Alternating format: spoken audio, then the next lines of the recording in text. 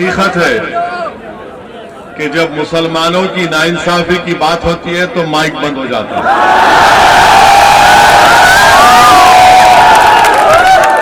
तो ये हमेशा होता है, मगर इंशाअल्लाह ताला एक वक्त उत्तर प्रदेश में अनकरीब जरूर आएगा जब हमारी आवाजों को माइक की जरूरत नहीं पड़ेगी और वो वक्त इंशाअल्लाह ताला आपको लाना पड़ेगा। वो आपके दिलों में जो जज्बात छुपे हुए हैं उन जज्बात को आपको अपनी जबान से उसकी तर्जुमानी करना पड़ेगा और अपने ओट से आपको अपनी आवाज को मजबूत करना पड़ेगा। मेरे अजीज दोस्तों और बुजुर्गों, हो सकता है कि कोई यहां पर खड़े होकर ये सवाल करे कि असदुद्दीन ओवैसी जब समाजवादी पार्टी की सरकार थी उस वक्त उत्तर प्रदेश विधानसभा में करीब 70 मुसलमान एमएलए जीत कर आए थे। मैं उन लोगों से ये सवाल मेरा होगा कि जब 70 के करीब एमएलए मुसलमान जीत कर आए थे, उस विधानसभा में थे, तो फिर ये मुजफ्फरनगर का कांड कैसे हुआ? मेरे अजीज दोस्तों और बुजुर्गों, आप इस बात को बखूबी समझते हैं कि अगर 70 एमएलए मुजफ्फरनगर के फसादात को रोक नहीं पाए और इंसाफ नहीं दिला पाए, तो फिर आप इसलिए हम इंसाफ नहीं कर पाए, ना उस फसाद को रोक पाए, क्योंकि जितने मुसलमान एमएलए जीत कर आए थे उनकी पार्टियों ने उनको कमजोर बनाकर रख दिया, उनकी जबानों पर ताला लगा दिया और उनसे कहा कि खबरदार तुम अपनी आवाज नहीं उठाओगे। मजलिस इत्तेहादुल मुस्लिमीन आपसे वादा कर रही है कि अगर आपके वोट और अल्लाह के फजलो करम से मजलिस का उम्मीदवार विधायक बनकर उत्तर प्रदेश की विधानसभा में जाएगा तो उसको हम पूरी इजाजत देंगे कि हर नाइंसाफी के खिलाफ आवाज उठनी चाहिए, चाहे मुसलमान पर हो या हमारे हिंदू भाई पर हो या दलित पर हो या बैकवर्ड क्लास पर हो। मजलिस नाइंसाफी को पसंद नहीं करती, मजलिस नाइंसाफी से नफरत करती है। और मेरे अजीज दोस्तों और बुजुर्गों, समाजवादी की सरकार थी, मुजफ्फरनगर का फसाद हुआ, इतनी बड़ी तादाद में पार्टीशन के बाद अगर लोग बेघर हुए तो करीब 40,000 और 50,000 के करीब गरीब मुसलमानों ने अपने गांव को, अपने घर को, अपनी जमीन को, अपनी लहलाती खेतों को, अपनी मस्जिदों की वीरानी को कबूल करना पड़ा। आज मैं आपसे वादा करने आया हूं कि आपको जमहूरी तरीके से, ताकि अब जब आप और हमने अपनी आंखों से उस मुजफ्फरनगर के फसाद को देखा, अगर हम ये नहीं चाहते कि इंशाअल्लाह दोबारा इस तरह के फसादात हो, तो अगर इसको रोकना चाहते हैं तो मेरी आपसे गुजारिश है कि ना सिर्फ मुजफ्फरनगर की जनता से बल्कि उत्तर प्रदेश के मेरे गयूर मुसलमानों से कि आपको एक सियासी ताकत बनना पड़ेगा, आपको अपनी क़यादत को बनाना पड़ेगा। मुजफ्फरनगर के मेरे गयूर भाई और बहनों, मैं मुजफ्फरनगर के मेरे साथियों, कब तक आप समाजवादी पार्टी के लिए, कांग्रेस के लिए, बीएसपी के लिए, आरएलडी के लिए आप कब तक दरी बिछाते रहेंगे? आप दरी बिछाते रहे और उनको उनके सरों पर आप अपना ताज रखते रहे। मैं आपसे वादा कर रहा हूं कि अब दरी बिछाने का वक्त नहीं है, अब आपको ताज पर बैठने का वक्त है, अपने सर पर ताज दरी नहीं बिछाएंगे, अब हम चादर नहीं फैलाएंगे, हम अपना हिस्सा उत्तर प्रदेश की सियासत में लेकर रहेंगे इंशाअल्लाह ताला।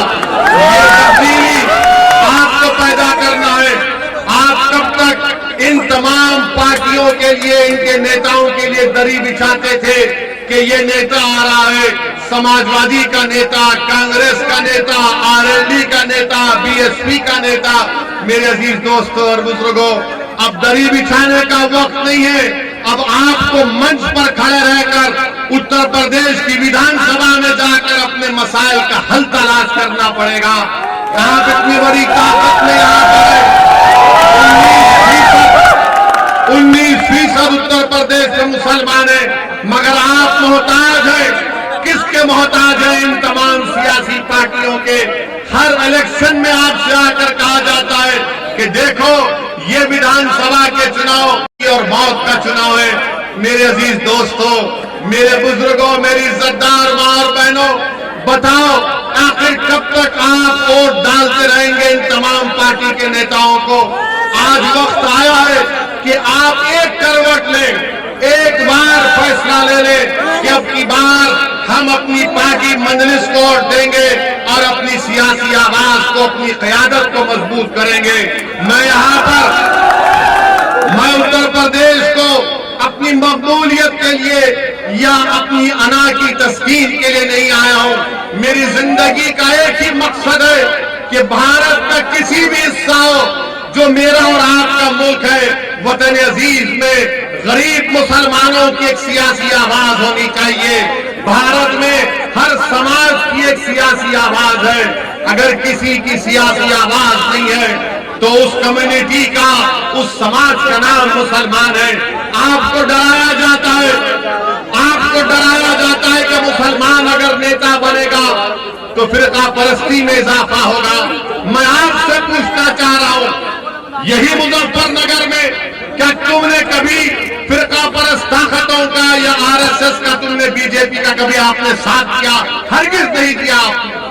आपने कभी बीजेपी का, आरएसएस का साथ नहीं दिया। आपने उन तमाम पार्टी को वोट दिया जो आपके बीच में आकर कहते थे कि हमको नेता बनाओ, हमको विधायक बनाओ, हमको वोट दो ताकि हम बीजेपी और आरएसएस को रोक सके। मेरे अजीज दोस्तों और बुजुर्गों, क्या मिला उत्तर प्रदेश के मुसलमानों को?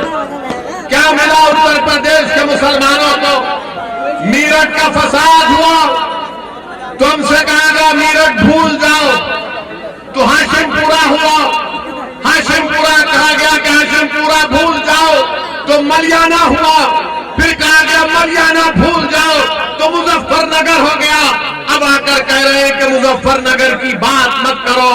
मैं जब यहां पर आ रहा था तो ऐसे लोग मुझे फोन करें और कहे कि ओवैसी साहब आप मुजफ्फरनगर को जा रहे हैं, अपनी तकरीर में मुजफ्फरनगर के फसाद का जिक्र मत करिए। मैंने कहा क्या जिक्र करूं? तो कहा कि आप जो है ना भड़काऊ भाषण मत दीजिए। मैं दोस्तों और बुजुर्गों, यही इन लोगों की सोच है जो गरीब मुसलमानों का सौदा करते हैं दिल्ली में बैठकर या लखनऊ में बैठकर। नाइंसाफी का जिक्र करना चाहिए। मैं मुजफ्फरनगर का जिक्र, मैं मलियाना का जिक्र, हाशिमपुरा का जिक्र, मीरठ का फसादात का जिक्र वोट हासिल करने के लिए नहीं कह रहा हूं। मैं इसलिए कर रहा हूं कि नाइंसाफियों को नहीं भूलना चाहिए। जब आप नाइंसाफियों को भूल जाएंगे तो दोबारा नाइंसाफी होगी। जिस दिन आप नाइंसाफियों को याद रखेंगे कि आज जिस हम पर यहाँ पर जख्म आया था, इस जख्म को याद रखना पड़ेगा। मैं जख्मों को खोलने के लिए नहीं आया हूं, मैं आपको याद दिलाने के लिए आया हूं कि नाइंसाफी किसने की और आपको क्या हासिल हुआ। मेरे अजीज दोस्तों और बुजुर्गों, आप ये भी जानते कि यही मुजफ्फरनगर में जब CAA NRC का प्रोटेस्ट हुआ, मैं आपका शुक्रिया अदा करता हूं, आपको सलाम करता हूं कि जिस बेबाकी और बहादुरी के साथ आपने CAA और NRC के कानून के खिलाफ एहतजाज, CAA और NRC का कानून पार्लियामेंट में आया। मेरे अजीज दोस्तों और बुजुर्गों, कांग्रेस पार्टी भी है, समाजवादी भी है, BSP भी है, ममता बनर्जी की पार्टी भी है, सब पार्टियां हैं जो अपने आप को नाम निहाद सेकुलर कहती है। बीजेपी ने कानून लाया। कौन था पार्लियामेंट में खड़े होकर जिसने पूरे देश के सामने बता दिया कि कानून भारत के संविधान का भारत का पैगाम दिया भारत की जनता को कि हम नाइंसाफी को बर्दाश्त नहीं करेंगे। मेरे अजीज दोस्तों और बुजुर्गों, मुझसे कई दूसरी सियासी मुजाहिदीन ने कहा कि ओवैसी तुमको क्या जरूरत थी कानून को फाड़ने की, तो मैंने कहा मेरी तकरीर को तुमने पार्लियामेंट में नहीं सुना। मैंने वो काम किया जो गांधी ने किया था। गांधी ने उस वक्त के सफेद फार्म हुकूमत के गलत कानून को फाड़ दिया था। मैं भी इस कानून को फाड़ता हूं क्योंकि भारत के संविधान के खिलाफ है, ये भारत के फंडामेंटल राइट्स के खिलाफ है। मेरे अजीज दोस्तों और बुजुर्गों, हम पार्लियामेंट में सिर्फ मजलिस के 2 MP हैं, मगर अल्लाह के फजलो करम से आपकी दुआओं की वजह से हम पार्लियामेंट के दौरों दीवार को हिलाकर रख देते हैं। अगर उत्तर प्रदेश में मजलिस के MLA कामयाब हो जाएंगे इंशाअल्लाह, अगर उत्तर प्रदेश में आपकी क़ियादत बनेगी, तो आप खुद सोचो कि कल कोई नाइंसाफी करने से पहले सोचेगा कि नहीं अब इनका नेता है, अब इनकी पार्टी है, इनकी एक ताकत है, इनकी एक शनाख्त है, इनसे कोई पंगा नहीं ले सकता, इनसे यही तो हकीकत है ना, यही तो हकीकत है। भारत की सियासत की हकीकत यह है कि जिसकी लाठी उसकी भैंस है। यह कल हकीकत है। जब हम इसको बयान करते हैं तो हमारे मुखालिफीन कहते हैं कि तुम जज्बाती तकारीर करते हो। मैं जज्बाती तकारीर नहीं, मैं सच्चाई को बयान कर रहा हूं, ताकि जब आप यहां से उठकर जाएंगे तो अपने दिलो दिमाग में सोच और फिक्र को लेकर जाएं, ताकि आपके अपने फैसलों में तब्दीली पैदा हो। और उसकी मिसाल क्या है? क्या 2019 के लोकसभा के चुनाव में यह सच नहीं है कि 90% हिंदू भाई जाटों ने बीजेपी को वोट दिया? क्या नहीं दिया जाटों ने बीजेपी को वोट? आपने दिया बीजेपी को वोट? तो कैसे जीत गया बीजेपी वाला यहां से? वो जाट जो अजीत सिंह को हरा दिया, चौधरी चरण सिंह के बेटे को, जिन्होंने अपने बड़ों की आदत को छोड़ दिया। मेरे अजीज दोस्तों, मेरे बुजुर्गों, तुम कब तक इन आदतों में पड़ते रहोगे? एक तब्दीली पैदा करो खुदा के, एक बदलाव लेकर आओ, अपनी पार्टी को वोट देकर देखो एक मर्तबा सबकी तब्दीली कैसी होती है।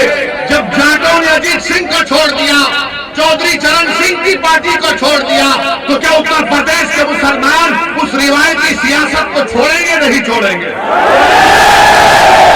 मेरे अजीज दोस्तों और बुजुर्गों, जहां पर बात CAA NRC के कानून की आई, तो मैं यहां पर हाजी हसन साहब, जो मुजफ्फरनगर कालापार एरिया के रहने वाले,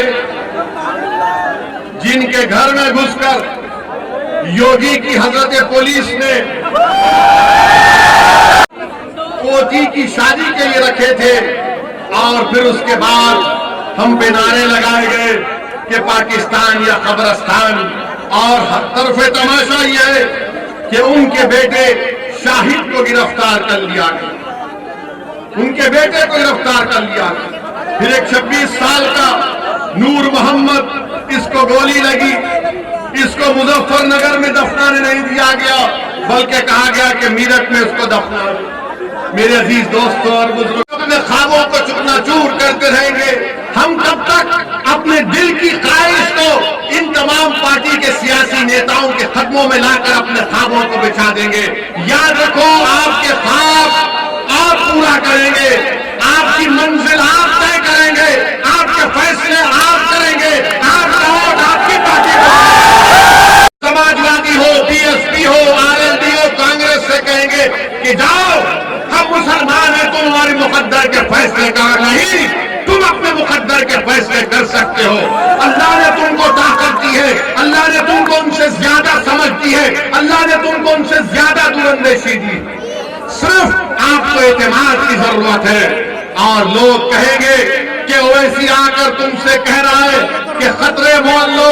अरे मैं तुमसे ये नहीं कह रहा हूं कि खतरे मोल लो, मैं तुमसे ये कह रहा हूं कि हमारी जिंदगी का फैसला और मौत का फैसला अल्लाह कर चुका है। हमको जिद्दोजहद करना है, हमको मेहनत करना है। आपके वोट की क्या अहमियत है बताइए? आपके तमाम सेकुलर पार्टियों को वोट दिया, मगर बीजेपी जीतती जा रही है। हम भी चाह रहे हैं कि इंशाअल्लाह ताला उत्तर प्रदेश में दोबारा योगी की सरकार ना बने, दोबारा योगी।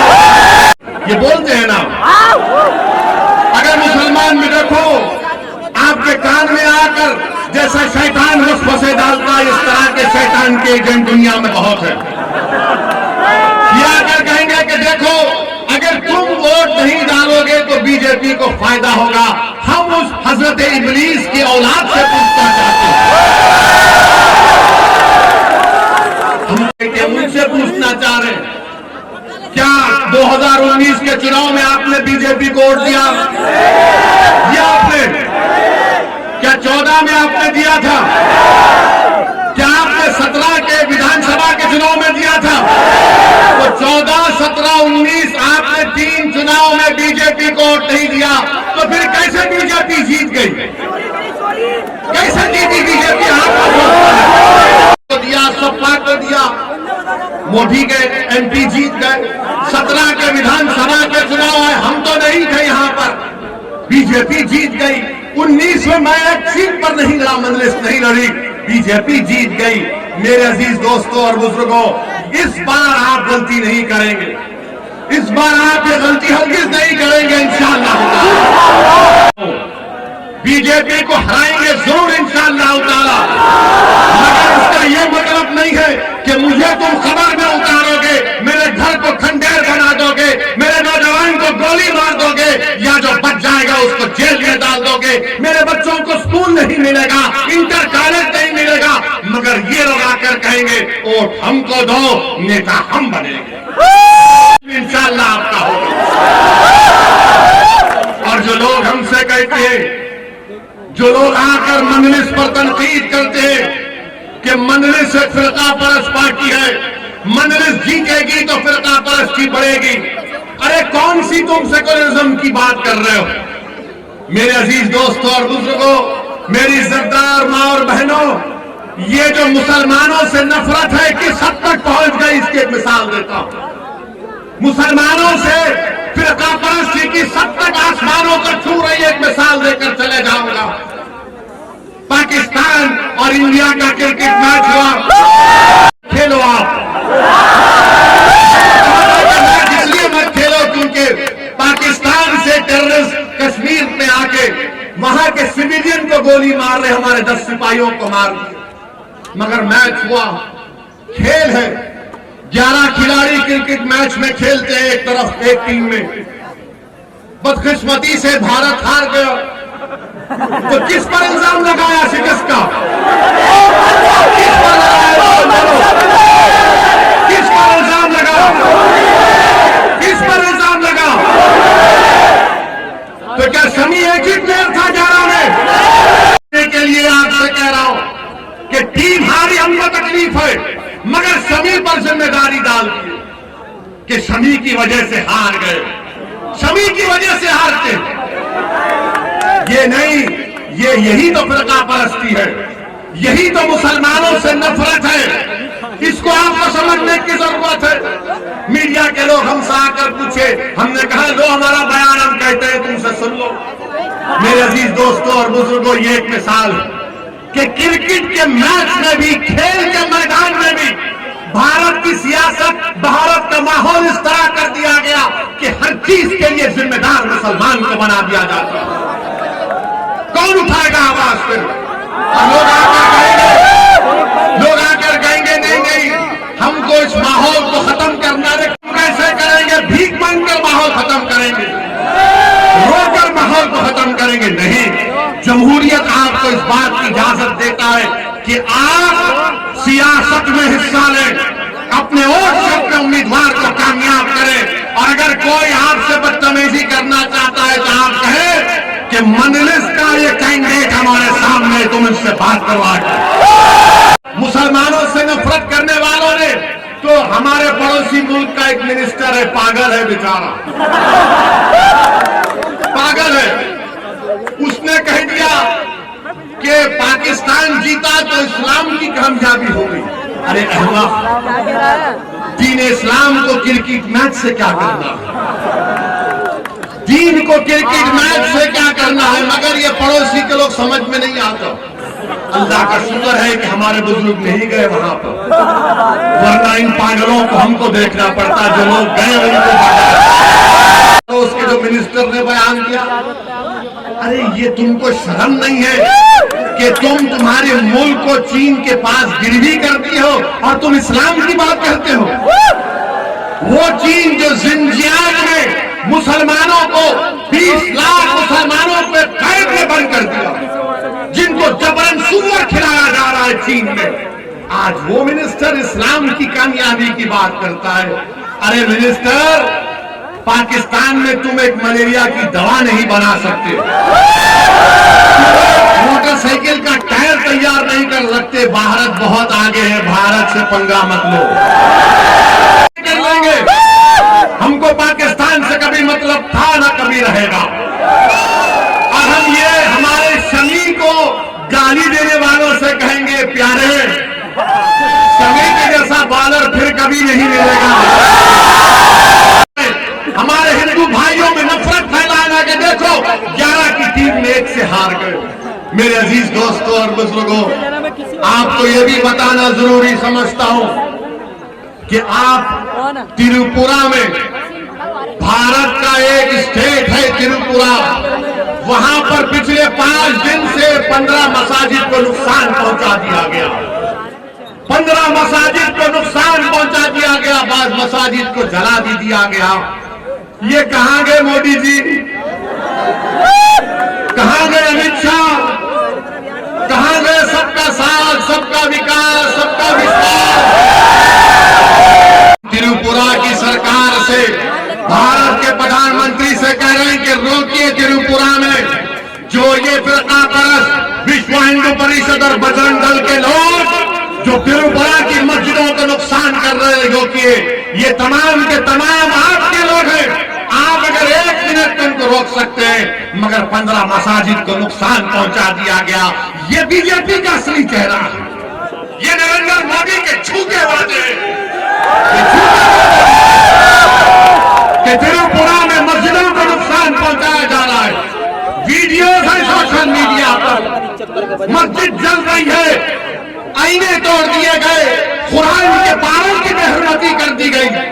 और क्या कर रही है बीजेपी की सरकार, खामोश बैठी हुई है। मेरे अजीज दोस्तों और बुजुर्गों, मैं मजम्मत करता हूं जो त्रिपुरा में आज हो रहा है, और बीजेपी और भारत के प्रधानमंत्री को चाहिए कि वो फौरन त्रिपुरा के बारे में एक मीटिंग ले। मोदी जी, कम से कम अगर बोल नहीं सकते तो ट्वीट तो कर दो, ट्वीट तो कर दो कि त्रिपुरा में आज जो नंगा नाच हो रहा है उसको रोकने की जरूरत है। मेरे अजीज दोस्तों और बुजुर्गों, तीसरी अहम बात जो मैं आपसे करना बहुत जरूरी समझता हूं वो ये है कि मेरे अजीज दोस्तों और बुजुर्गों, मुजफ्फरनगर में डेवलपमेंट नाम का कोई काम नहीं हुआ। लखनऊ में बैठकर बाबा बहुत बड़ी बड़ी बातें करते, बाबा बड़ी बड़ी बातें करते, और बाबा ने परसों बयान दिया कि हम कोई मजहब को नहीं करते, हम कोई चाहते हैं कि मुजफ्फरनगर में कई के लिए आपको बताना चाहूंगा कि सिर्फ 4 कम्युनिटी हेल्थ सेंटर, जहां पर 40% मुसलमान है वहां पर 4 है। जौनपुर में 10% है, वहां पर 22 है। अब आप खुद फैसला करिए, कोई उठाता है इन बातों को। कम्युनिटी हेल्थ केयर सेंटर की जरूरत है, मगर इस पर कोई बात ही नहीं होती। और फिर तीसरी बात जो इसमें अहम बात की है कि मुजफ्फरनगर का फसाद हुआ और यही योगी सरकार ने 70 केसेस को वापस ले लिया। कितने? 70 से ज्यादा केसेस को, इनके बड़े बड़े नेताओं के खिलाफ केसेस को वापस ले लिया। इनका एक एमएलए है विक्रम सैनी कठौली का, बीजेपी का एमएलए, जिसको कोर्ट ने बरी कर दिया। किस बुनियाद पर कि उसके खिलाफ एविडेंस नहीं है? क्या सरकार का काम नहीं है कि उसके खिलाफ अपील की जाए? अपील नहीं होनी चाहिए, अपील होनी चाहिए, मगर बीजेपी की सरकार अपील नहीं करती, केसेस को वापस ले लिया जाता है। मेरे अजीज दोस्तों और बुजुर्गों, वहीं पर मैं आपको यह भी बताना जरूरी समझता हूं कि आप देखते हैं कि आप मोदी जी आए कल या 2 दिन पहले आकर उत्तर प्रदेश में 6 या 7 मेडिकल कॉलेज का इफ्तिताह किया। मगर हम मोदी जी से, योगी से पूछना चाहते हैं, सत्ता में तो आप है ना, 5 साल में आपने क्या किया? आपको जानकर हैरत होगी कि आयुष्मान भारत का जो बजट है वो कितना इस्तेमाल हुआ आयुष्मान भारत बजट का, उसका चंद फीसद भी इस्तेमाल नहीं होता है। मेरे अजीज दोस्तों और बुजुर्गों, ये नाइंसाफियों के खात्मे के लिए आपकी एक आजाद सल्लम से अपनी निस्बतों को और अपने गुलामी के रिश्तों को मजबूत करना है। याद रखिए, अगर आप डर डर कर इसी तरह अपने वोट का इस्तेमाल करते रहेंगे तो फिर क्या हासिल होगा? बताइए, क्या हासिल होगा आपको? और अगर कोई ये कह रहा है कि एनपीआर नहीं होगा, झूठ कह रहा है आपसे। आज हिंदू अखबार में भारत के एक मायनात जर्नलिस्ट है विजेता सिंह की रिपोर्ट पढ़िए, जिसमें कहा गया कि मोदी सरकार सेंसस के साथ एनआरसी और एनपीआर करेगी। और वो क्या है? वो खतरा है तमाम भारत के मुसलमान और दलितों के लिए। सेंसस के साथ एनपीआर होगा, एनआरसी होगा और उसमें सवालात पूछे जाएंगे कि बताओ तुम्हारे माँ बाप कहां पैदा हुए थे, बताओ उनका बर्थ सर्टिफिकेट क्या है, बताओ तुम्हारी मादरी जबान क्या है। ये क्यों पूछा जा रहा है आपको मालूम? जब लिस्ट बन जाएगी तो तहसील ऑफिस में एक लिस्ट लगाई जाएगी कि देखो इसमें असदुद्दीन ओवैसी का नाम है, और वो तहसीलदार के पास कोई भी जाकर ये ऑब्जेक्शन डाल सकता है कि असदुद्दीन ओवैसी भारत का नागरिक नहीं है, मैं ऑब्जेक्शन करता हूं इसकी शहरियत पर, तो मुझे अपनी शहरियत को साबित करना पड़ेगा। ये काम बीजेपी करने जा रही, इसकी आवाज कोई नहीं उठाएगा। और लोग पूछेंगे तुमने क्या किया तेलंगाना में? हमारे पास तेलंगाना रियासत में 7 एमएलए मजलिस के, हमने अपने चीफ मिनिस्टर मुख्यमंत्री से बैठकर कहा, पूरे तमाम मुसलमानों की तंजीमों को लेकर गए, जिसमें जमीयतुल उलमा भी शामिल, जिसमें जमात इस्लामी, तबलीगी जमात, अहले हदीस, अहले सुन्नत, सबको लेकर गए, शिया भी थे। सबको ले जाकर हमने चीफ मिनिस्टर से कहा कि आप सेंसस करेंगे, एनपीआर नहीं करेंगे। चीफ मिनिस्टर ने तय खून दिया तो हमने कहा तय खून की कोई अहमियत नहीं है, असेंबली में खड़े होकर दो। तो असेंबली में रेजोल्यूशन हमने पास कराया, करारदाद को मंजूर करवाया कि तेलंगाना में सेंसस होगा, एनपीआर को इंसाफ दिलाने से मतलब है, दिलाने से मतलब है। आपने सबको वोट डाला, कोई संतरी बना, कोई विधायक बना, कोई मंत्री बना, कोई ऊंचा चला गया, मगर इतना ऊंचा गया कि जिसने उसको ऊंचाई पर पहुंचाया उनको ही भूल गया। मेरे अजीज दोस्तों और बुजुर्गों, ये मोदी सरकार सेंसस के साथ ये हरकत करना चाहती है।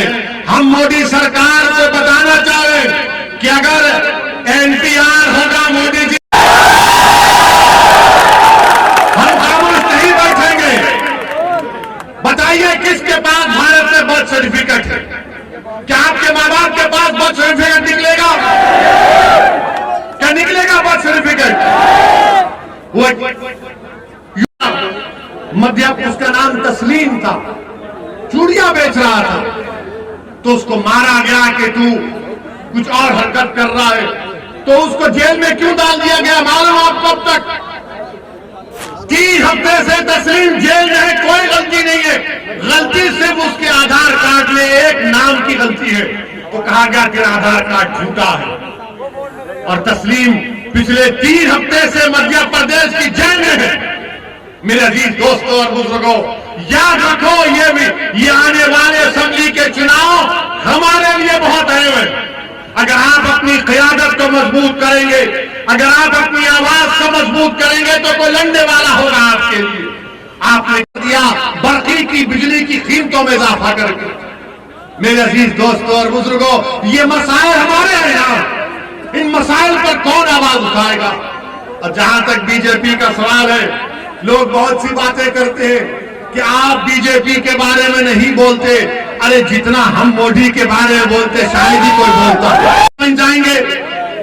किसने कहा था? मुलायम सिंह यादव ने कहा था कि हमने पार्लियामेंट में जाकर मोदी जी के गले मिल लिए। कौन गले मिला था?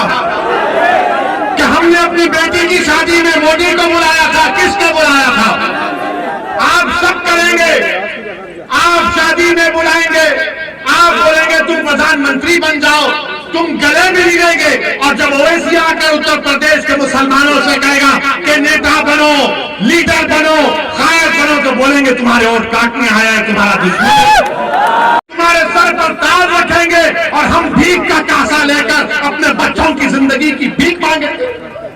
मेरे अजीज दोस्तों और बुजुर्गों, हमको जमहूरियत हक देती है कि हम अपने मसाइल को हल करें। आप देखिए तेलंगाना में हमने गवर्नमेंट पर दबाव डालकर वहां पर तेलंगाना में 60,000 मुसलमान बच्चे और बच्चियां बगैर फीस दिए गवर्नमेंट के स्कूल में पढ़ती है, क्लास 6 से क्लास 12वीं तक। बेहतरीन स्कूल है। क्या इस तरह का काम उत्तर प्रदेश में नहीं किया जा सकता? क्या अब आपको बच्चों को, अपने बच्चे और बच्चियों को पढ़ाने का शौक नहीं है? हर मुसलमान को है, मगर पैसे नहीं है पढ़ाने के लिए। हकीकत है मेरे अजीज दोस्तों और बुजुर्गों। और फिर मोदी की हुकूमत है, कितनों के पास मोटरसाइकिल, हाथ उठाओ। रुपया पर लीटर दलाते हैं ना। और जब दलाते हैं, दलाकर आप पैसे देने जाते हैं, सामने पोस्टर पर मोदी जी नजर आते हैं। वो देश के इन मोटरसाइकिल चलाने वालों को पैगाम दे रहे हैं कि बेटा लो पेट्रोल और मैं तेरा खून चूस रहा हूं। 107 रुपये मोदी जी, क्या आपने कमाल कर दिया। वाह, चलाता नहीं है कोई। अजीब आदमी है, अजीब आदमी है। अरे मेरा के पेट्रोल डलाता ही नहीं है। अच्छा, एक और इनका बहुत अक्लमंद आदमी है जो कहा कि मोदी जी ने कोविड का वैक्सीन लगाया तो उसमें पैसे चले गए। मेरे भाई, आप थम्स अप हो सकते हो, वैसी थम्स अप नहीं। हम थोड़ा बहुत पन्ना लिखना जानते हैं। भारत सरकार ने कोविड के वैक्सीनेशन के लिए 35,000 करोड़ रुपए मुख्तसस किए थे बजट में। तो पेट्रोल क्यों बढ़ाया जा रहा है? क्या मोदी जी आपको गरीबों से मोहब्बत नहीं है? आज पेट्रोल की कीमत बढ़ रही है, तरकारी की कीमतों में इजाफा हो चुका है। हमारी मां और बहनें, आप बताओ, तरकारी में इजाफा हुआ नहीं? कितनी कीमत बढ़ चुकी है तरकारी की। खाने को खाना नहीं है, हम कुछ भी नहीं खा सकते। गरीब भारत का भूखा मर रहा है। मगर मोदी जी और बीजेपी कह रही है कि गाय का गोश्त की बात करो, मां लिंचिंग की बात करो, क्रिकेट मैच है तो भी शमी को ब्लेम कर दो। और मेरे अजीज दोस्तों बुजुर्गों, हम पर इल्जाम लगता है कि हम ही जज्बाती तकारीर करते हैं, मगर आप अपने दिल पर हाथ रखकर बताइए, आप जानते हैं मौलाना कलीम सिद्दीकी को? जानते हैं मौलाना कलीम सिद्दीकी को? भाई ये सपा वाले क्यों नहीं बोलते उनके बारे में? क्यों नहीं बोलते समाजवादी वाले? बीएसपी क्यों नहीं बोलती? आरएलडी क्यों नहीं बोलती? कांग्रेस क्यों नहीं बोलती? इसलिए नहीं बोलते ना, जाकर पूछो उनसे, इनके नेताओं से पूछो, बोलो ना मौलाना कलीम सिद्दीकी के बारे में। तो कहेंगे अगर कलीम सिद्दीकी के बारे में बोला जाएगा तो योगी और मोदी नाराज हो जाएंगे, हमको हिंदू भाइयों का वोट नहीं मिलेगा। मौलाना कलीम सिद्दीकी को झूठे केस में गिरफ्तार किया गया। मौलाना कलीम सिद्दीकी और उनके साथियों पर जुल्म किया जा रहा है, और इसके खिलाफ अगर किसी ने आवाज उठाई तो मजलिस इत्तेहाद और मुस्लिमीन ने आवाज उठाई। मेरे अजीज दोस्तों और बुजुर्गों, आज आप देखिए कि हर चीज में आपके सामने, ताकि आप एक पैगाम लेकर यहां से उठें, ताकि आप आने वाले विधानसभा में मजलिस के अपने वोट का इस्तेमाल करें। मैं फिर से आपसे अपील कर रहा हूं कि 14 में, 2014 में, 2017 में, 2019 में आपने इन निहाल सेकुलर पार्टियों को वोट दिया, मगर ये बीजेपी को रोकने से नाकाम साबित हुए। मेरे बुजुर्गों, मेरी इज्जतदार मां और बहनों, मेरे कौम और मिल्लत के गयूर नौजवानों, इस बार एक मरतबा मजलिस के हक में अपने वोट का इस्तेमाल करो, मजलिस का साथ दो। याद रखो, अगर आज समाजवादी, बीएसपी, कांग्रेस, आरएलडी में अगर मुसलमानों की तरफ कोई देख रहे हैं तो क्यों देख रहे हैं आपको मालूम? अगर मन में सदाउद्दीन ओवैसी यूपी को नहीं आता तो ये मुसलमानों की तरफ देखते भी नहीं। इंडिया प्लस न्यूज, सिर्फ वही जो सही।